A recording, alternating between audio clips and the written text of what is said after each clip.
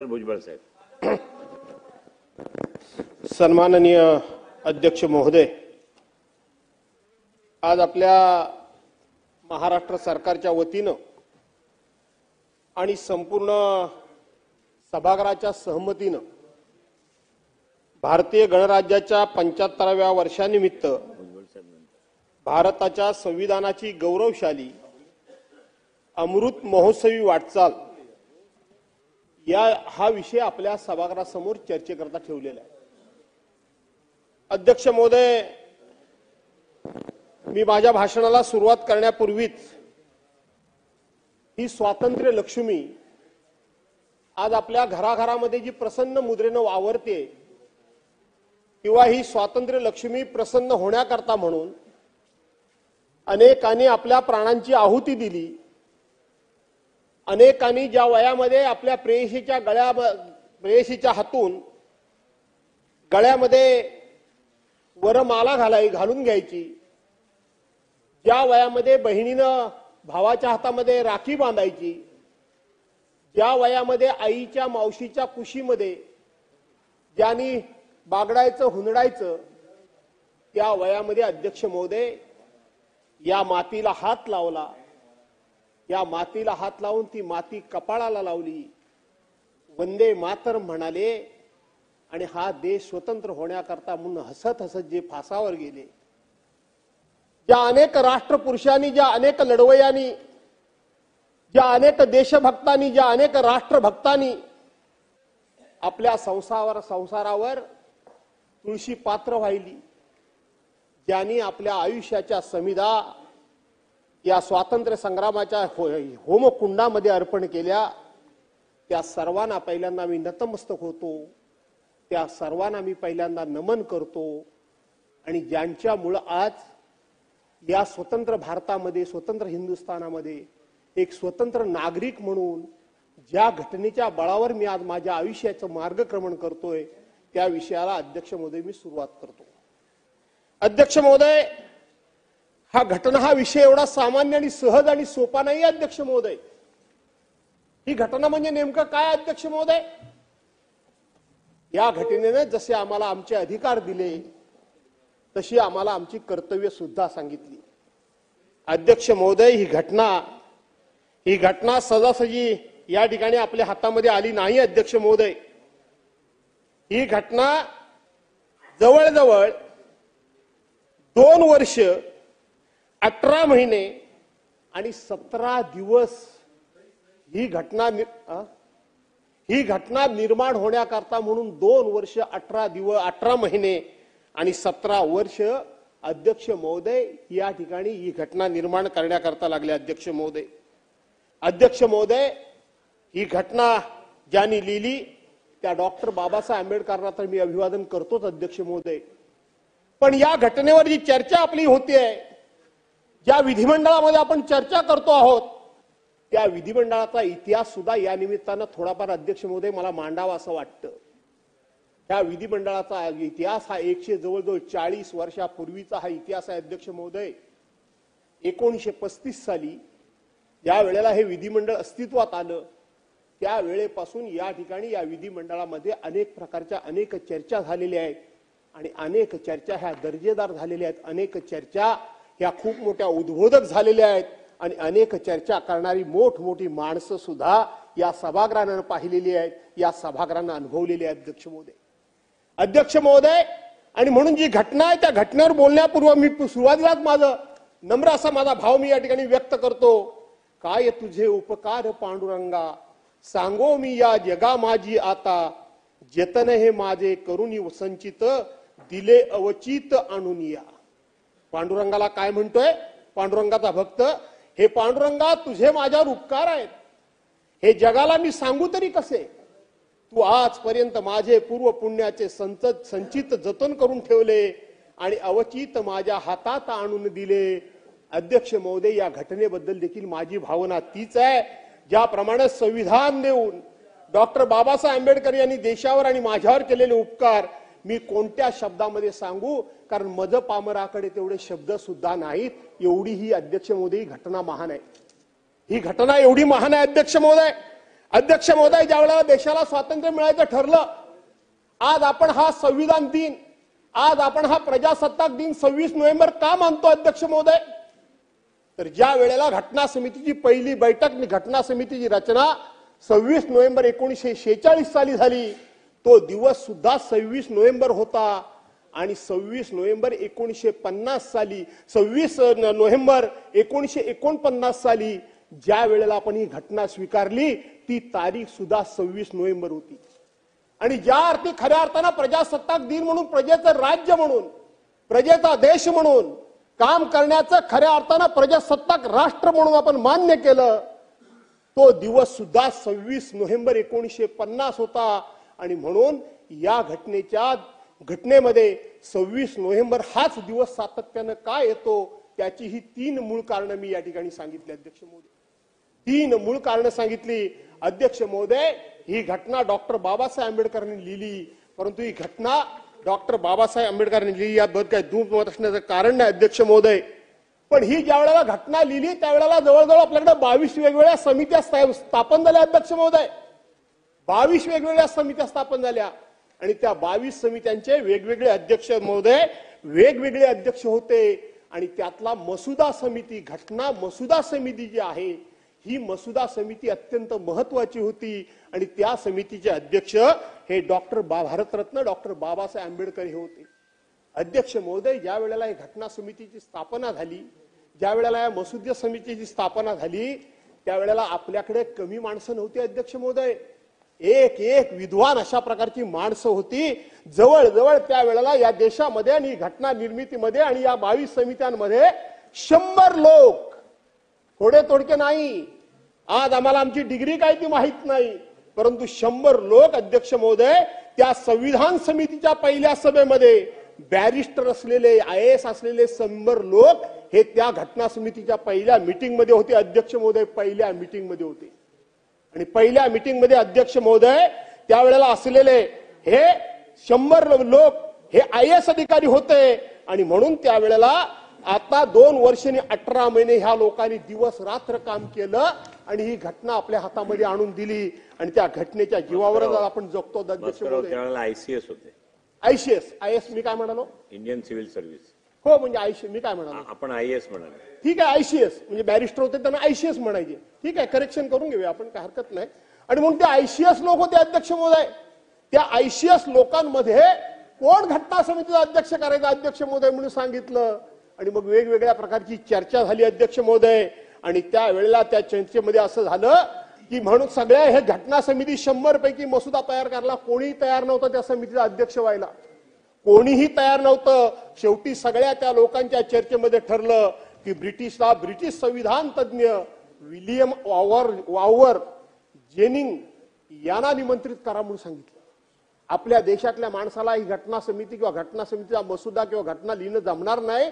आणि म्हणून या ब्रिटिश अधिकारला, जो संविधानाचा तज्ञ होता, त्याला बोलवून घ्या म्हणून सांगितलं.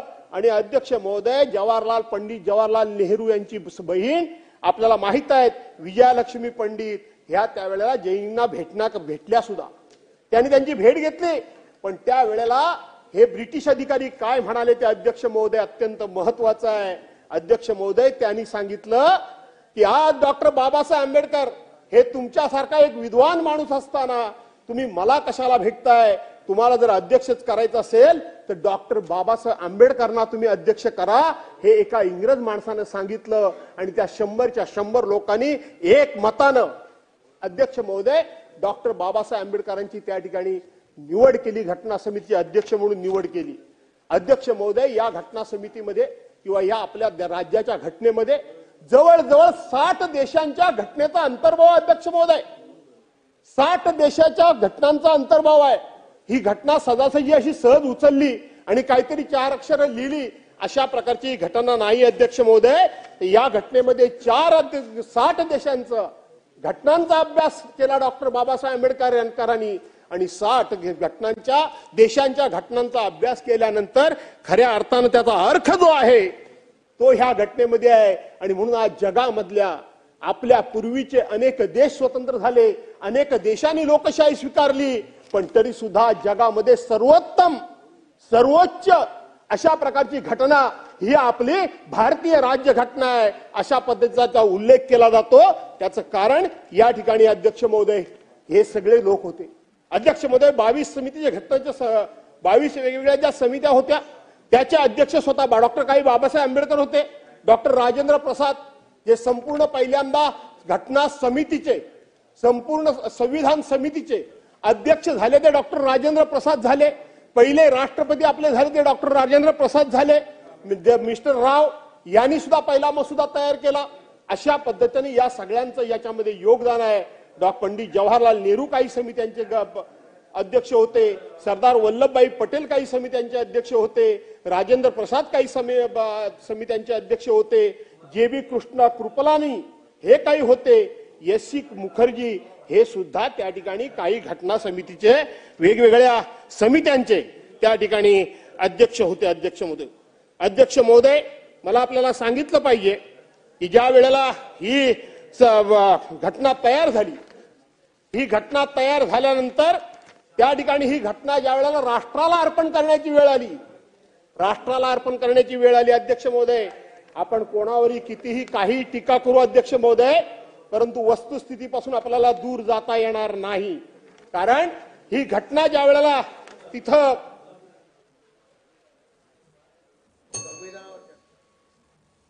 गिरीश महाजन साहेब संविधानावर चर्चा करतात। इथे बसूच देऊ नका।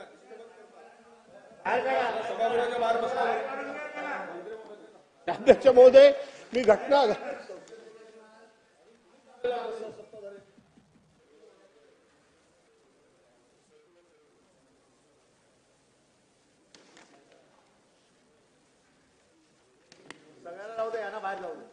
सुनील डिस्टर्ब करू नको। आणि म्हणून अध्यक्ष महोदय मी घटनेवरच बोलतो, मी याच्या काही बाहेर जात नाही अध्यक्ष सुनीलला सांगितलं नाही नाही तसं नव्हे म्हणजे आता आपण येस माझी काळजी तुम्ही घेणार तर कोण घेणार अध्यक्ष महोदय? अध्यक्ष महोदय ही घटना तयार झाल्यानंतर अध्यक्ष महोदय चर्चेचा विषय आला की याचं श्रेय कोणाला द्यायचं अध्यक्ष महोदय, याचं श्रेय कोणाला द्यायचं? कारण डॉक्टर बाबासाहेब आंबेडकरांनी ही घटना तयार केली आणि म्हणून जर डॉक्टर बाबासाहेब आंबेडकरांनी संविधानाचे शिल्पकार आहेत का तर होय अशा पद्धतीचं उत्तर मिळतं। पण मग बी एन राव यांनी पहिल्यांदा मसुदा तयार केला, त्यांना या संविधानाचं श्रेय द्यायचं काय? त्याचंही उत्तर होय असं म्हटलं जातं। आणि मग त्यानंतर हे असं म्हणतात की पंडित जवाहरलाल नेहरू हेच संविधानात काय हवं आणि काय नको याची काळजी भूमिका निभावत होते। मग खऱ्या अर्थानं त्याचं श्रेय कोणाला द्यायचं? त्यांना देखील होय असं म्हटलं जातं। आणि म्हणून असे प्रश्न सातत्याने विचारले जात होते। पण त्यावेळची माणसं किती मोठी होती, किती मोठ्या विचारांची होती, किती ध्येयानं प्रेरित झाली होती, त्यांच्या समोर काय उद्दिष्ट होतं, या स्वराज्याचं सुराज्य कसं करायचं, हे स्वराज्य कसं मिळवायचं हेच त्यांच्या समोर उद्दिष्ट होतं। त्यामुळे श्रेय म्हणण्यापेक्षा त्यावेळेला डॉक्टर राजेंद्र प्रसाद काय म्हणाले हे लक्षात घ्या। त्या मसुदा समितीत त्यावेळेला बघितलं 8 सदस्य होते। 8 सदस्यांपैकी टी.टी. कृष्णाचार्याचारी हे भाषणात नेहमी म्हणायचे की हे सगळं श्रेय डॉक्टर आंबेडकरांचं आहे। नियुक्त केलेल्या 7 सदस्यांपैकी, कारण 8 सदस्यांपैकी नियुक्त केलेल्या डॉक्टर बाबासाहेब आंबेडकर सोडून 7 सदस्यांपैकी एकानं राजीनामा दिला होता, 1 सदस्य मरण पावले होते, 2 जागा भरल्या नाहीत, 1 अमेरिकेत गेले, 1 संस्थांच्या कारभारात त्या ठिकाणी मग्न झाले आणि 2 सदस्य दिल्लीपासून दूर असल्यामुळं राज्य घटना निर्मितीचं ओझं एकट्या डॉक्टर बाबासाहेब आंबेडकरांच्यावर पडलं। एवढं मोठं काम एकट्या डॉक्टर बाबासाहेब आंबेडकरांचं पडलं। आणि अध्यक्ष महोदय त्याच वेळेला डॉक्टर बाबासाहेब आंबेडकरांची तब्येत दिवसागणिक खालावत होती। पण माणसं ध्येयानं प्रेरित झाली असली, माणसांच्या समोर उद्दिष्ट असलं, माणसांच्या मी नाही तर माझ्या पलीकडे माझा देश आहे आणि देशाच्या नंतर मी आहे हे फक्त शब्दातून नाही तर हे खऱ्या अर्थानं ध्येयातून जर निर्माण झालं तर माणूस आपल्या तब्येतीचा विचार करत नाही। आणि म्हणून संविधान सभेचे अध्यक्ष डॉक्टर राजेंद्र प्रसाद म्हणतात की समितीचे अध्यक्ष म्हणून डॉक्टर बाबासाहेब आंबेडकर यांनी आपल्या प्रकृतीची भीती न बाळगता हे काम तडीस नेले आणि मसुदा समितीवर आणि तिच्या अध्यक्षपदी त्यांची निवड करण्याचा जो आमचा सर्वांचा निर्णय होता तो इतका अचूक निर्णय आमच्या आयुष्यामध्ये दुसरा कधी आम्ही झाला नाही आणि घेऊ शकलो नाही। हे त्यांचे उद्गार 24 नोव्हेंबर 1949 रोजी होते। 24 नोव्हेंबर 1950 रोजी होते, ज्यावेळेला तो घटना स्वीकारली त्यावेळेचं होतं. संविधान सभेचे दुसरे सदस्य काय म्हणतात अध्यक्ष महोदय? सदस्य काजी सय्यद कमरुद्दीन असं म्हणतात, पुढील अनेक पिढ्यांपर्यंत एक महान घटनाकार म्हणून डॉक्टर बाबासाहेब आंबेडकर यांची निश्चितपणे जग नोंद घेईल, अशा पद्धतीने त्या घटना समितीचे एक सदस्य म्हणतात. अध्यक्ष महोदय, त्या ठिकाणी पंडित जवाहरलाल नेहरू काय म्हणतात? पंडित जवाहरलाल सुद्धा म्हणतात की संविधानाच्या निर्मितीसाठी डॉक्टर बाबासाहेब आंबेडकरांनी जेवढी काळजी आणि त्रास घेतला तेवढा अन्य कुठल्याही सदस्याने घेऊ शकला नाही, घेऊ शकला नसता. अशा पद्धतीचं श्रेय हे सगळे देतात. पण डॉक्टर बाबासाहेब आंबेडकर काय म्हणतात हे आपण लक्षात घेतलं पाहिजे. या सगळ्या पार्श्वभूमीवर डॉक्टर बाबासाहेब आंबेडकर म्हणतात, खुद्द आंबेडकर साहेब म्हणतात की आपल्याकडे ते म्हणजे स्वतः श्रेय घेत नाही, अनेकांच्या सहकार्याची नोंद करून त्यांनी संविधान निर्मितीच्या श्रेयाचा वाटा ज्याचा त्याला दिला पाहिजे.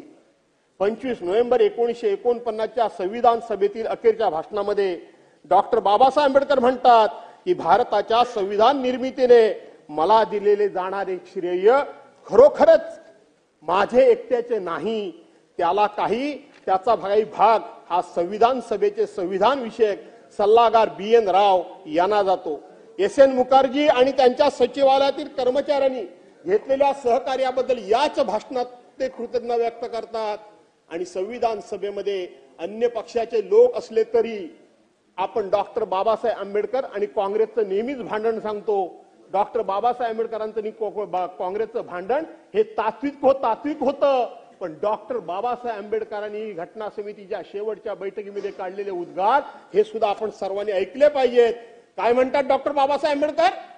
की संविधान सभेमध्ये अन्य पक्षाचे लोक असले तरी सर्वाधिक संख्या काँग्रेस पक्षाचीच होती.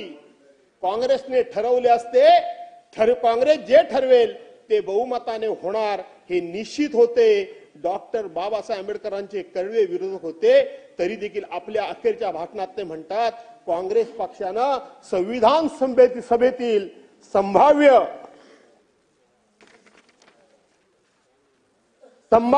अराजकता शून्यावर आणली.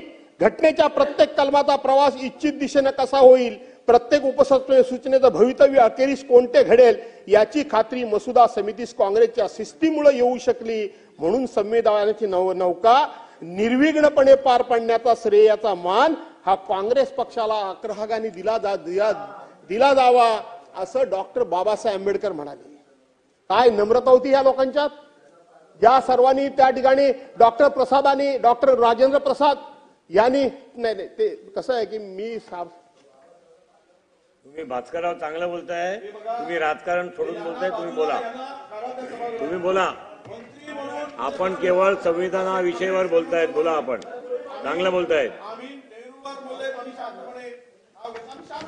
चांगलं बोलतायत भास्करराव संविधानाच्या. आणि म्हणून अध्यक्ष महोदय, माझा सांगण्याचा हेतू काय की घटना समितीचे सगळ्यात पहिले अध्यक्ष कोणतं? डॉक्टर राजेंद्र प्रसाद. पहिले राष्ट्रपती कोणतं? डॉक्टर राजेंद्र प्रसाद. डॉक्टर राजेंद्र प्रसादांना ही घटना देत असताना त्यांनी काढलेले हे उद्गार की याचं सगळं श्रेय डॉक्टर आंबेडकरांना जातं. जे राव जे होते पहिल्या घटना समितीचे अध्यक्ष होते त्यांनी डॉक्टर बाबासाहेब आंबेडकरांना हे श्रेय दिलं. पण डॉक्टर बाबासाहेब आंबेडकरांनी ते श्रेय स्वतःकडे घेतलं नाही, तर त्यांनी ते बाकीच्यांना सुद्धा दिलं. माझी सुरुवातच ही होती की ही लोक ध्येयानं प्रेरित होती. या लोकांचा उदार दृष्टिकोन होता, यांना देश पुढे न्यायचा होता. श्रेय कोणाचं? या श्रेयवादाच्या लढाईमध्ये हे लोक कुठेही अडकून पडत नव्हते. आणि म्हणून अध्यक्ष महोदय, ज्या वेळेला ही घटना त्या ठिकाणी दिली ताब्यात त्यावेळेला सुद्धा अध्यक्ष महोदय आपण लक्षात घेतलं पाहिजे. काय सांगितलं गेलं अध्यक्ष महोदय की ही घटना देत असताना, ही घटना ताब्यात घेत असताना आपण सर्वांनी मिळून देवाचं नाव घेतलं पाहिजे, देवाचं नामस्मरण केलं पाहिजे, देवाच्या नावाने ही घटना आपण त्या ठिकाणी अर्पित केली पाहिजे. पण तिथं सर्वजण बहुसंख्य लोक हिंदू असून सुद्धा त्यांनी सांगितलं की हे देवाच्या नावाने ही घटना समर्पित होता कामा नये, तर ही घटना आपल्याला देवाच्या नावाने समर्पित करता येणार नाही. आणि अध्यक्ष महोदय, त्याच वेळेला काही लोक असे म्हणाले की याच्यामध्ये अनेकांनी आपल्या प्राणांची आहुती दिलेली आहे, अनेकांनी याच्यामध्ये पुढाकार घेतलेला आहे आणि राष्ट्रपिता म्हणून महात्मा गांधींच्या नावाने ही घटना आपण अर्पण करूया. आपल्याला आश्चर्य वाटेल की महात्मा गांधींचे अनुयायी त्या सभेमध्ये असताना महात्मा गांधींच्या अनुयायांनी सांगितलं की नाही, ही घटना आपल्याला महात्मा गांधींच्या नावानं समर्पित करता येणार नाही, ही घटना आपल्याला महात्मा गांधींना समर्पित करता येणार नाही. याचं कारण, जर आपण महात्मा गांधींच्या नावाने ही घटना समर्पित केली तर शेवटी व्यक्तिपूजा वाढेल, व्यक्तीचं महत्व वाढेल. व्यक्तीचं महत्व वाढून चालणार नाही, व्यक्तीपेक्षा देश मोठा आहे. आणि म्हणून महात्मा गांधींच्या नावाने सुद्धा ही घटना समर्पित होता कामा नये, देवाच्या नावानं पण होता कामा नये आणि महात्मा गांधींच्या नावानं पण होता कामा नये. मग कोणाच्या नावाने करायची, कोणाच्या नावाने करायची? आणि म्हणून त्यावेळेला जे प्रियांबल जे आहे की आम्ही भारताचे लोक, ही जी घटना आहे, ही घटना आम्हाला समर्पित केलेली आहे, ही घटना आम्हाला अर्पित केलेली आहे, ही घटना आम्हाला या ठिकाणी त्याच्यामध्ये ती घटना आमच्याकडे म्हणजे तिचा अधिकार हा आमच्याकडे दिलेला आहे. अध्यक्ष महोदय, जगातली ही सगळ्यात महत्वाची घटना का आपण मानतो त्याचा हे अर्थ आहे, त्याच्यामध्ये हा त्याला महत्व आहे. एका चर्चेच्या माध्यमातून थोडीफार जर उजळणी होत असेल तर निश्चितपणे चांगली गोष्ट आहे अध्यक्ष महोदय. आणि म्हणून ही घटना महात्मा गांधींच्या नावानं नाही झाली, देवाच्या नावानं नाही झाली, तर आम्ही भारताचे लोक म्हणून या ठिकाणी ही घटना आमच्या नावानं त्या ठिकाणी झाली. आणि म्हणून ही घटना कशावर आधारित आहे अध्यक्ष महोदय? ही घटना महत्वाच्या 4. माझी अडचण अध्यक्ष महोदय अशी होते, मी लिहून भरपूर आणतो पण मला लिहून हातामध्ये कागद घेऊन वाचायचं म्हटलं की जमत नाही. माझी अडचण थोडी ती होते. आणि म्हणून त्यांनी सांगितलं की आम्ही भारताचे लोक, भारताचे एक सार्वभौम समाजवादी निरपेक्ष लोकतंत्र गणराज्य घडवण्यास तसेच त्याच्या समस्त नागरिकांना सामाजिक, आर्थिक आणि राजनैतिक न्याय, विचार, अभिव्यक्ती, विश्वास, श्रद्धा, उपासना यांचे स्वतंत्र दर्जाची व संधीची समानता निश्चितपणे प्राप्त करून देण्याचा आणि त्या सर्वांमध्ये व्यक्तीची प्रतिष्ठा, राष्ट्राची एकता, एकात्मता यांचे आश्वासन देणारी बंधुता परिवर्धित करण्याचा संकल्पपूर्वक निर्धार करून आपल्या या संविधान सभेत आज दिनांक 26 नोव्हेंबर 1949 ला या संविधानाला अंगीकृत, अधिनियमित आणि आत्मार्पित करीत आहोत. डॉक्टर आंबेडकर यांनी स्पष्ट केलं की मसुदा समितीनं हा जो भारतीय जनतेनं केलेला घोषणा म्हणून पहिला होता आणि म्हणून त्याचा संविधानाची शपथ घेऊन स्वतःला संविधान देणे योग्य ठरले. म्हणून या चर्चेनंतर असे ठरले की प्रस्तावना आपण भारताच्या लोकांनी घेतलेल्या शपथेपासून सुरुवात करू. लक्षात घ्या, या देशातल्या प्रत्येक नागरिकाचा, तो कुठल्या जातीचा आहे, कुठल्या धर्माचा आहे, कुठल्या पंथाचा आहे, कुठल्या पक्षाचा आहे, कुठल्या विचारांचा आहे, यापेक्षा आम्ही सगळे एक आहोत, ही आपल्या घटनेची खरी ताकद आहे, ही खऱ्या अर्थानं घटनेची ताकद आहे. आणि म्हणून आपल्याला या घटनेने जे अधिकार दिले त्या अधिकाराबरोबर शेवटी कर्तव्य सुद्धा आपल्याला या घटनेने दिलेले आहेत. आणि म्हणून अध्यक्ष महोदय, मगाशी काय मी कोणाच्या बद्दल बोलत नाही, परंतु पंडित जवाहरलाल नेहरूंचं मंत्रिमंडळ जे सांगितलं गेलं ते इलेक्टेड नव्हतं, सिलेक्टेड होतं. जरूर ते सिलेक्टेड होतं. सार्वजनिक निवडणुका हे 1952 साली झाल्या, ही गोष्ट खरी आहे अध्यक्ष महोदय. पण आपल्याला या लोकशाहीची सुंदरता, या लोकशाहीची गणेशदादा सभ्यता आणि या लोकशाहीची शान कशामध्ये आहे, ही या लोकांनी ज्या देशाला स्वातंत्र्य मिळवण्याकरता म्हणून आपल्या आयुष्याचं, मी मगाशी सांगितलं की अनेक समिधा त्या होमकुंडामध्ये टाकल्या, त्यामुळे स्वातंत्र्य मिळाल्यानंतर त्या स्वराज्याचं सुराज्य व्हावं ह्या लोकांनी एक स्वप्न बघितलं होतं. अध्यक्ष महोदय, सत्तापिपासू लोक नव्हते. आज आम्ही यांच्यावर 70-75 वर्षापूर्वीच्या गोष्टी काहीतरी काढून आम्ही टीका करतो. अध्यक्ष महोदय, मी तुम्हाला काय बोलण्याच्या पलीकडे आहे, कारण तुम्ही मंत्री आहात, मी मंत्री आहे बाबा, तुम्ही मंत्री आहात, मी काय बोलणार? नाही, ते मी कशाला बोलू? तुम्ही बोलता म्हणता तर मी कशाला बोलू?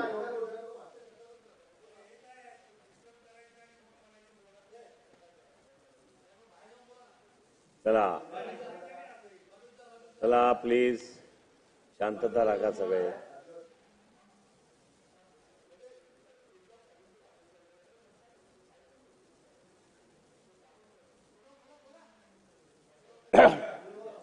आणि म्हणून अध्यक्ष महोदय, ज्या मंत्रिमंडळ पंडित जवाहरलाल नेहरूंचं ज्या मंत्रिमंडळ होतं अध्यक्ष महोदय, या देशामध्ये कोण निवडून आला, कोण माझ्या पक्षाचा होता, कोण माझ्या पक्षाचा नाही, हा विचार त्याही काळा नव्हता. माझ्या देशाचं भलं कोणाकडून होऊ शकतं, कोणाच्या बुद्धिमत्तेचा उपयोग, कोणाच्या बुद्धिमत्तेचा वापर मी माझ्या देशाच्या विकासाकरता करू शकतो, हा विचार या लोकांच्या डोक्यामध्ये होता. आणि म्हणून पंडित जवाहरलाल नेहरूंच्या मंत्रिमंडळामधून लोकांमधून निवडून न आलेले, पण लोकशाहीला गरज असलेले, लक्षात घ्या तुम्ही शिवतारे साहेब, लोकांमधून निवडून न आलेले आणि लोकशाहीला गरज असलेले असे लोक त्यांनी निवडली. आणि म्हणून विरोधी पक्षाच्या सदस्यांना सुद्धा त्यांनी मंत्रिमंडळामध्ये स्थान दिलं. जे विरोधी पक्षाचे होते, उदाहरण सांगायचं झालं तर यामध्ये R.K. षण्मुखम जस्टिस पार्टीचे होते, कट्टर काँग्रेसचे प्रकाशदादा ते विरोधक होते. जॉन मथाई स्वतंत्र नावाचा पक्ष होता, त्या पक्षाचे होते. बलदेव सिंग पथिक पक्षाचे होते.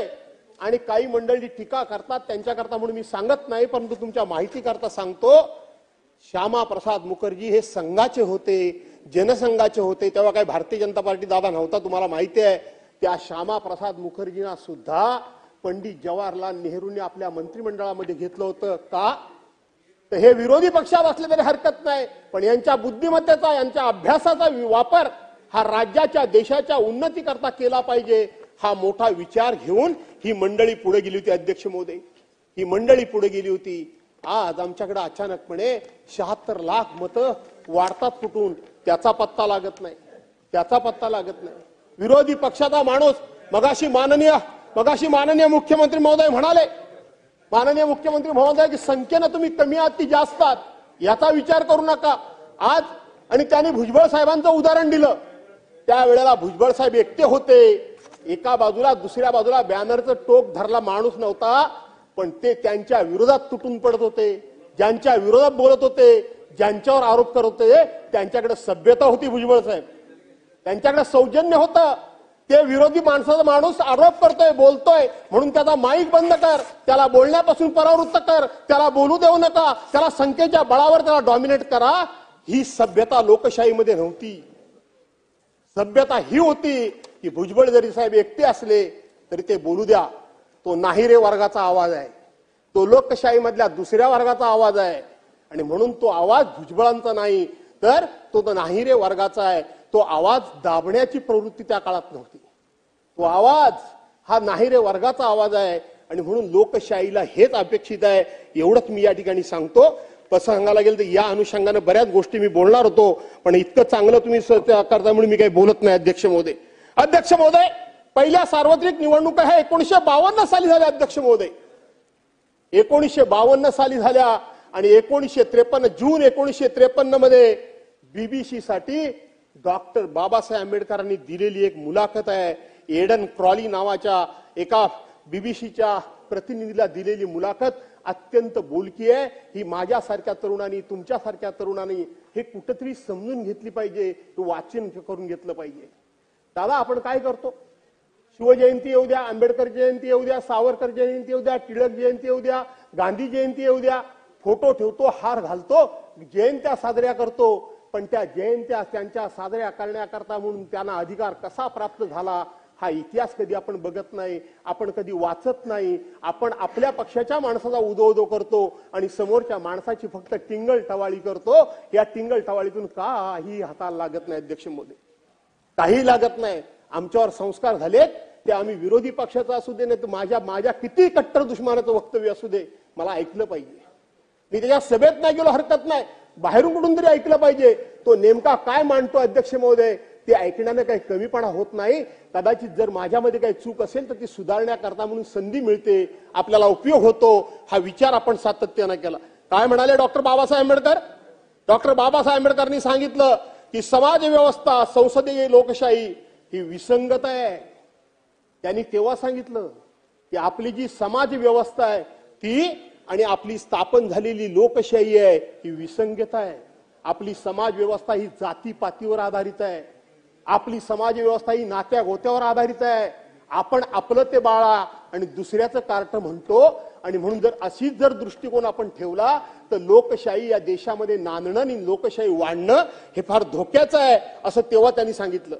भारतीय नागरिक जोपर्यंत त्याच्या विषमतावादी, जातीयवादी मानसिकतेतून बाहेर पडत नाही आणि वर्तमानाच्या पातळीवर तो स्वातंत्र्य, समता, बंधुता आणि न्याय ही लोकशाही मूल्य आत्मसात करत नाही, तोपर्यंत या देशात खऱ्या अर्थानं लोकशाही रुजणं हे अशक्य आहे, असं डॉक्टर बाबासाहेब आंबेडकरांना 1953 साली स्वप्न पडलं होतं आणि 2025 साली ते आपण अनुभवतोय.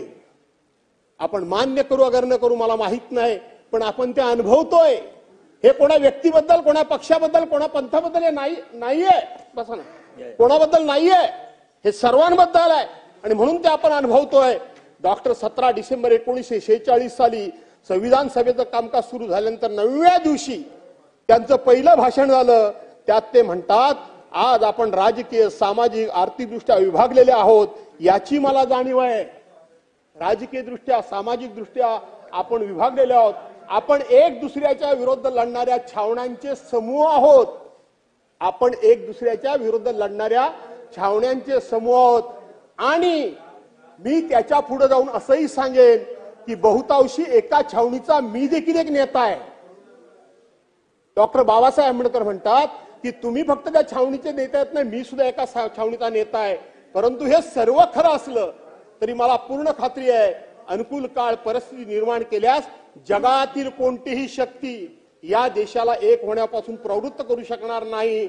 अशा पद्धतीनं डॉक्टर बाबासाहेब आंबेडकरांनी 17 डिसेंबर 1946च्या संविधान सभेमध्ये सांगितलं. अध्यक्ष महोदय, या ठिकाणी आणखी डॉक्टर बाबासाहेब आंबेडकर काय म्हणतात, संविधान संमत होण्याच्या एक दिवस आधी म्हणजे 25 नोव्हेंबर 1949 रोजी सुमारे 55 मिनिटांच्या ऐतिहासिक भाषणामध्ये डॉक्टर बाबासाहेब आंबेडकर यांनी सांगितलं की संविधानाच्या समोरील प्रमुख आव्हानांचा वेध घेऊन काही बाबांच्या संदर्भात निसंदिग्ध इशारा देऊन ठेवला आहे. ते म्हणतात, डॉक्टर बाबासाहेब आंबेडकर म्हणतात, संविधान आणणं कितीही चांगलं असलं, संविधान कितीही चांगलं असो, ते राबवण्याची जबाबदारी ज्यांच्यावर आहे ते जर अप्रामाणिक असतील तर ते वाईट ठरल्याशिवाय राहणार नाही. आज ज्या संविधानाचा जगामध्ये उदो होतोय ते संविधान कितीही चांगलं असेल, पण राबवणारे लोक जर प्रामाणिक नसतील, ते अप्रामाणिक असतील, तर ते संविधान शेवटी वाईटच ठरल्याशिवाय राहणार नाही. आणि संविधान कितीही वाईट असो, ते राबवणारे जर प्रामाणिक असतील तर ते संविधान चांगलं ठरल्याशिवाय राहणार नाही. ही माणसं दूरदृष्टीची माणसं असतात. आपल्याला असं वाटतं की अशा प्रकारची माणसं ही माणसं म्हणून आपल्यासारखी जन्माला येतात, असं विजय बापू नाही. तसं आहे, ही माणसं एक प्रकारची अवतारी पुरुष असतात. त्या काळामध्ये एक अवतार कार्य घेऊन येतात, अवतार कार्य संपलं की ते निघून जातात. पण आपल्याला असं वाटतं की ते आपण आपल्यासारखी ती सर्वसामान्य माणसं आहेत, पण सर्वसामान्य माणसं नाहीत. अध्यक्ष महोदय, त्यांनी पुढे सांगितलं की भारताच्या स्वातंत्र्याचे काय होईल, ते आपले स्वातंत्र्य अबाधित ठेवील की पुन्हा गमावून बसेल. भविष्याबाबतचा हाच विचार मला सर्वाधिक चिंताग्रस्त करीत असल्यानं सांगून बाबासाहेब म्हणतात की भूतकाळात भारताने केवळ आपले स्वातंत्र्य गमावले. भूतकाळात म्हणजे 1818 साली आपल्यावर इंग्रजांनी सुरुवात केली राज्याला, पण त्याच्या पूर्वी हे आपण आपल्या कर्मानं गमावलंय. हे डॉक्टर बाबासाहेब आंबेडकरांना सांगायचंय. गमावलंय असं नव्हे तर देशातील काही लोकांच्या बेईमानी, देशातल्या काही लोकांच्या बेईमानी आणि विश्वासघातामुळे सुद्धा आपलं आपण स्वातंत्र्य पूर्वीचं गमावलेलं आहे. आणि म्हणून भविष्यात काय होईल, आणि असं जर आपण गमावलं तर पुन्हा काय आपण ते पुन्हा मिळवू शकणार नाही. अशा प्रकारचं सुद्धा त्या ठिकाणी डॉक्टर बाबासाहेब आंबेडकरांनी भवितव्याने भीती वर्तवून दाखवलेली आहे. काय म्हणतात डॉक्टर बाबासाहेब आंबेडकर, सत्ताधारी विरोधक घटनेमध्ये, डॉक्टर बाबासाहेब आंबेडकरांच्या घटनेमध्ये ज्या तुम्ही सातत्यानं याचा उल्लेख करता आणीबाणीचा, त्या घटनेमध्ये उल्लेख आहे आणीबाणी राबवावी की न राबवावी, कधी राबवावी, कशी राबवावी, का राबवावी, कशा करता राबवावी, ती कायम ठेवावी, घोषित ठेवावी की अघोषित ठेवावी.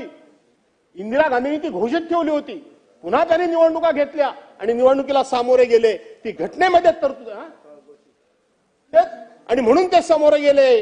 त्यांनी सांगितलं, काय सांगितलं की लोकशाहीवर सत्तेवर येणाऱ्या असणाऱ्या, दादा तुम्ही चंद्रकांत दादांनी ऐकलं तर बरं होईल, संसद कार्यमंत्री आहेत, शेवटची आशा तुमची नाही राहिली आता. हो हाय, प्रश्नच नाही त्याबद्दल. काय तिथं काय म्हणालं की लोकशाहीत सत्तेवर असणाऱ्यांना दर 5 वर्षांनी जनतेला सामोरं जावं लागतं. तथापि या 5 वर्षाच्या मधल्या काळात सत्ताधाऱ्यांना जाब विचारणाऱ्या तात्काळ नरकाधिकाराची, म्हणजे तात्काळ तुम्ही करताय ते चुकीचं आहे म्हणून सांगण्याचं धाडस असणारी लोकशाहीला फार आवश्यकता आहे. जे शासनाला तिथेच आणि त्यानंतर तात्काळ आव्हान करू शकतील अशा लोकांची संसदेत नितांत आवश्यकता असते. लोकशाही म्हणजे राज्य करण्याचा कोणाचाही अखंड अधिकार नव्हे. राज्य करण्याचा अधिकार हा लोकांच्या मान्यतेला बांधलेला असतो व त्याला संसदेत आवाहन करण्यासाठी विरोधी पक्ष ही संकल्पना अत्यंत महत्वाची ठरते. वृत्तपत्रांनीही लोकशाहीमध्ये विरोधी पक्षाची भूमिका बजावण्याची गरज डॉक्टर बाबासाहेब आंबेडकरांनी त्यावेळेला वर्तवलेली आहे.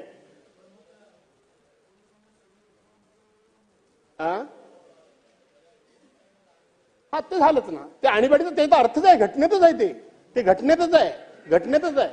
आणि म्हणून अध्यक्ष महोदय, मला तुम्हाला दादा हेच सांगायचंय, यात घटनेला 75 वर्ष झाली म्हणून तुम्ही सभागृहामध्ये चर्चा घडवताय, बरोबर आहे. उद्या उपाध्यक्ष पदाची निवड आहे. हा विषय माझ्याशी आहे म्हणून मी जास्त बोलत नाहीये, नाही ह्याच्यामध्ये सगळं मी आणलंय. तुमच्या सचिवालयाला 1955चा कायदा, 1977ची चर्चा, 2006ची चर्चा, एकंदरीत सदस्य संख्येच्या 10% लोक लागतात की नाही लागतात, हे सगळं कायदेशीर कागदोपत्री पुराव्यानिशी आपण सचिवालयाला दिलं. सचिवालयाने पत्र दिलं की 10%ची अट कुठेही कायद्यात नाही विरोधी पक्ष नेमायला. हे लेखी पत्र माझ्या आत्ता बॅगेत आहे. दादा, हा मुद्दा माझ्याशी असला म्हणून मी ताणत नाही, पण माझी विनंती आहे की एका बाजूला घटनेला 75 वर्ष पूर्ण झाली म्हणून सभागृहामध्ये चर्चा घडवताय, त्याच वेळेला उपसभापती पदाची निवड करताय, त्याच वेळेला जर विधानसभेचा जर विरोधी पक्षाने जर तुम्ही निवड केली असती तर तुमच्या ह्याला कामकाजाला 4 चांद लागले असते की तुम्ही लोकशाहीचा सन्मान करताय, तुम्ही लोकशाहीची सभ्यता राखताय, तुम्ही लोकशाहीचा बहुमान करताय आणि तुम्ही लोकशाहीमध्ये सत्तेबरोबर विरोधी पक्षाच्या सुद्धा बरोबर घेऊन चालताय. हे तुमच्या नावावर झाला असतं रेकॉर्ड. दादा, मी नम्रपणे तुम्हाला या ठिकाणी सांगतो, कदाचित जर तुम्हाला माझ्या नावाची अडचण असेल, आज खुलेआमपणे या महाराष्ट्राच्या समोर मी या विधानसभेमध्ये सांगतो, मला भावनेच्या आधी जाऊन बोलत नाही, पण लोकशाहीचं संवर्धन म्हणून माझ्या नावाची अडचण असेल, मी माझं पत्र आत्ता मागे घेतो. तुम्हाला माझ्या पक्षप्रमुखांकडून, आमच्या महाविकास आघाडीकडून दुसरं कोणाचं पत्र पाहिजे तर देतो. भास्कर जाधव नको, म्हणजे विरोधी पक्ष नको, अशी दादा धारणा ठेवू नका. मी मागे जायला तयार. माझ्या आयुष्यात मी कुठलंही पदाची माणसं बघितली नाही. पद म्हणजे माझा परमेश्वर नाही दादा. पदाची मी कधी लालसा बाळगली नाही. पदाकरता कधी माझ्या तत्वांना मी मुरड घातली नाही. पदाकरता मी कधी कोणासमोर गुडघे टेकले नाहीत. पण दादा, विरोधी पक्षाची निवड करा म्हणून आम्ही अनेक वेळा अध्यक्षांना भेटलो, आम्ही माननीय मुख्यमंत्री महोदयांना भेटलो, सूचनेप्रमाणे दोन्ही उपमुख्यमंत्री महोदयांना भेटलो. काय असं तुम्ही आज तुमचं एवढं पाशवी बहुमत आहे, एक विरोधी पक्ष नेता जर नेमला असतात तर काय झालं असतं. एक चूक 1999 साली तुम्ही सभागृहात नव्हतात, गणेशदादा सभागृहात होते. एक चूक 1999 साली शिवसेना भाजप म्हणून आपल्याकडून झाली, त्याचा परिणाम आजही विधान भवनाला भोगावा लागतो. 1995 साली कैलासवासी दत्ताजीराव नलावडे, उद्या बोलणार आहे मी उपाध्यक्षाच्या निवडींच्या बाबतीत, मी अभिनंदनाच्या प्रस्तावावर बोलणार आहे, आमची चूक. त्यावेळेला दत्ताजी नलावडे अध्यक्ष होते आणि काँग्रेस पक्षाचे शरदराव तसरे हे उपाध्यक्ष होते. अण्णा, तुम्हाला माहिती आहे, बरोबर आहे, उपाध्यक्ष होते. आम्ही चूक केली. काँग्रेस पक्ष सांगत होता की तुम्ही अध्यक्षपदाची निवड लढवू नका. कैलासवासी विलासराव देशमुख त्यावेळेला मुख्यमंत्री होते, भुजबळ साहेब उपमुख्यमंत्री होते, त्यावेळेला संसद कार्यमंत्री हर्षवर्धन पाटील होते. नाना तऱ्हेने आम्हाला विनंती करत होते की तुम्ही ही निवडणूक लढवू नका, आम्ही ठरल्याप्रमाणे तुम्हाला उपाध्यक्षपद देऊ, पद्धतीप्रमाणे देऊ. आम्ही ऐकलो नाही आणि त्यावेळेला आम्ही उपाध्यक्षपद घालून दिलं. दादा, कधीतरी ह्या झालेल्या चुका, त्या चुका दुरुस्त करण्याची, काही जुन्या चांगल्या गोष्टी पुन्हा प्रस्तावित करण्याची ही संधी का आपण गमावतो. पहिलं चुकीचं झालं असं तर म्हणायचा अधिकार आपल्याला प्राप्त झाला असेल तर ती चूक पहिल्यांदा दुरुस्त केली पाहिजे आणि मग म्हटलं पाहिजे तुम्ही चुकलात पण आम्ही ती दुरुस्त केली. सत्ताधारी विरोधी पक्षाला जर ते उपाध्यक्षपद दिलं असतं, जर विरोधी पक्षाला तुम्ही जर विरोधी पक्ष नेतेपद दिलं असतं तर तुमच्या एवढ्या मोठ्या बलाढ्य सत्तेला ते शोभून दिसलं असतं. आणि म्हणून पुन्हा एका वाक्यात मी हा विषयावर मांडतो आणि मी पुढे जातो की तुम्हाला जर माझी अडचण असेल तर मी स्वतःहून पत्र देतो. विरोधी पक्षाच्या नेत्या पदाच्या शर्यतीतून मी बाजूला होतो, पण लोकशाहीचा सन्मान म्हणून दुसरा कोणीही नेमा, पण नेमा आणि लोकशाहीचा सन्मान करा, मान राखा अशी विनंती करतो. अध्यक्ष महोदय, डॉक्टर बाबासाहेब आंबेडकरांनी काय सांगितलं? आज आपल्या देशामध्ये एक व्यक्ती एक मत, एक व्यक्ती एक मत, पण त्याच्या पुढचं बाबासाहेबांनी सांगितलं एक व्यक्ती एक मत आणि एक मूल्य. एक मूल्य आपण राखलं पाहिजे. आपल्या पूर्वी अमेरिकेचा त्या ठिकाणी लोकशाही होती. माझं चुकत मी शोधत होतो ते मी वाचलेलं आहे कुठेतरी पूर्वी. मी शोधत होतो पण ते मला मिळालं नाही गेल्या 2 दिवसामध्ये. अमेरिकेनं सुद्धा महिलांना मतदानाचा अधिकार आणणं 1996 साली दिला आणि आपल्या घटनेनं कधी दिला? घटना स्थापन झाल्यावर पहिल्या दिवशी आपल्या घटनेनं महिलांना अधिकार दिला. पहिल्या दिवशी आपल्या घटनेनं तरुणांना मतदानाचा अधिकार दिला. घटना समितीमध्ये अध्यक्ष महोदय चर्चा झाली की महिलांना एकाच वेळेला अधिकार देऊ नका, तरुणांना एकदम अधिकार देऊ नका, टप्प्याटप्प्यानं द्या.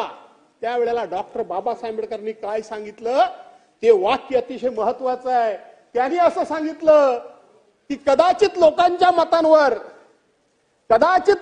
मतांवर निवडून गेलेले आमदार असतील, खासदार असतील, ते विकले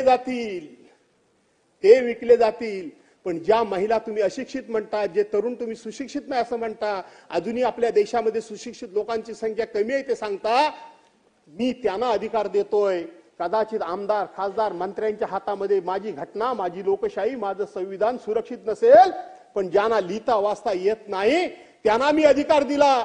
तर मध्यान्नीच्या सूर्याप्रमाणे माझ्या घटनेचं तेज यांच्या हातामध्ये तळपल्याशिवाय राहणार नाही, हे डॉक्टर बाबासाहेब आंबेडकरांनी त्यावेळेला सांगितलं. किती दूरदृष्टी माणसं होती अध्यक्ष महोदय. प्रचंड दूरदृष्टीची अशा पद्धतीची ही माणसं होती अध्यक्ष महोदय. आणि म्हणून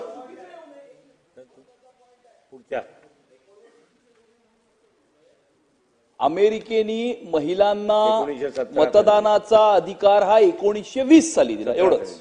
ठीक आहे. मी म्हटलं ते की मी ते शोधत होतो पण ते मला वाचायला मिळालं नाही. म्हटलं मी 1996 बोललो, 1920 बोला, काय हरकत नाही. त्यांची लोकशाही अस्तित्वात कधी आली?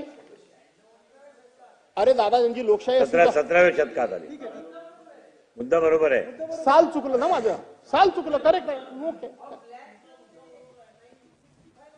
हा, काळ्या निग्रो ना तेच सांगतो. 1965 साली दिला.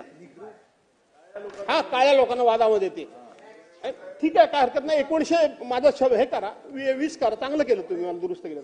आणि म्हणून अध्यक्ष महोदय अशा पद्धती एक व्यक्ती एक मूल्य. अध्यक्ष महोदय, मी राजकारणामध्ये फार जाऊ इच्छित नाही कारण तुम्ही सर्वांनी माझं भाषण अप्रिशिएट केलंय, पण आज आपण मूल्यांची ऐशी की दहिशी उडवलेली आहे. काय न्यायव्यवस्था म्हणते? 600 वकिलांनी या ठिकाणी न्यायव्यवस्थेबद्दल चिंता व्यक्त केली, प्रेस कॉन्फरन्स घेतली.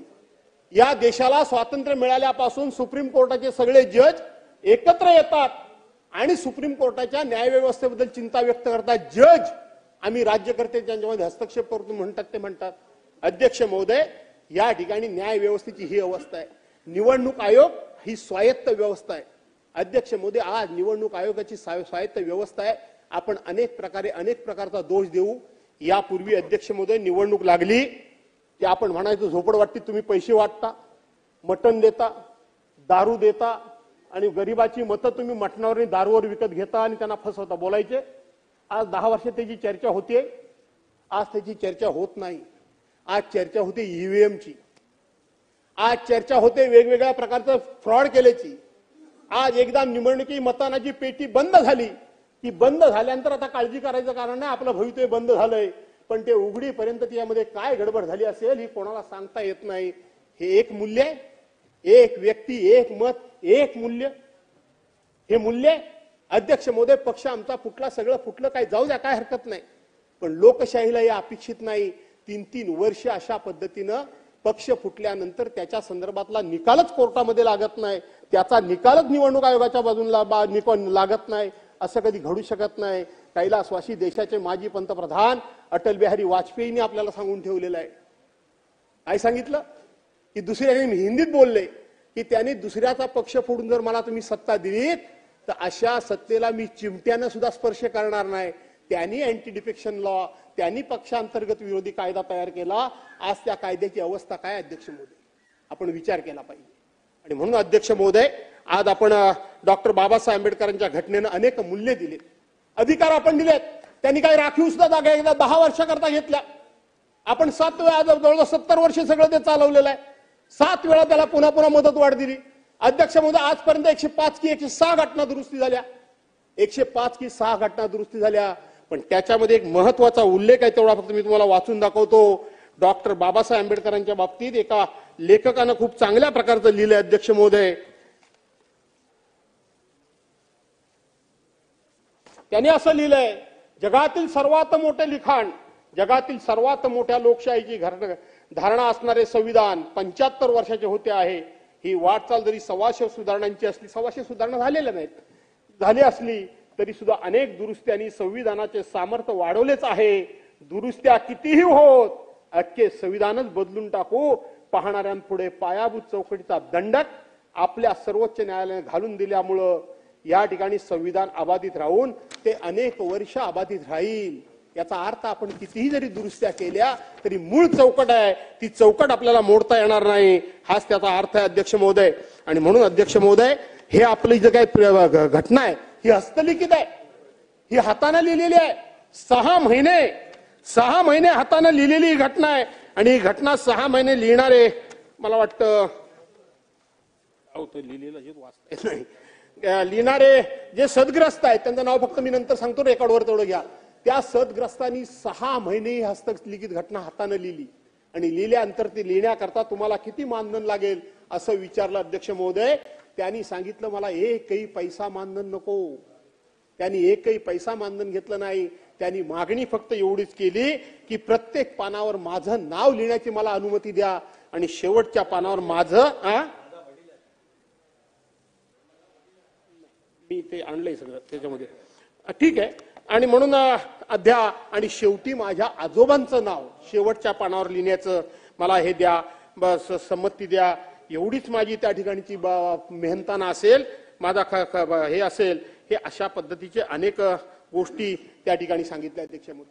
आणि म्हणून संविधान संविधान संविधान संविधान संविधान म्हणजे काय अध्यक्ष महोदय? संविधान म्हणजे जगण्याचा, जगू देण्याचा आणि जगवण्याचा मार्ग म्हणजे संविधान आहे अध्यक्ष महोदय. माझ्याबरोबर मी दुसऱ्याच्या स्वातंत्र्याचा, दुसऱ्याच्या भाषण स्वातंत्र्याचा, दुसऱ्याच्या लेखन स्वातंत्र्याचा, दुसऱ्याच्या विचार स्वातंत्र्याचा, दुसऱ्याच्या धार्मिक स्वातंत्र्याचा विचार करणं म्हणजे अध्यक्ष महोदय संविधान आहे.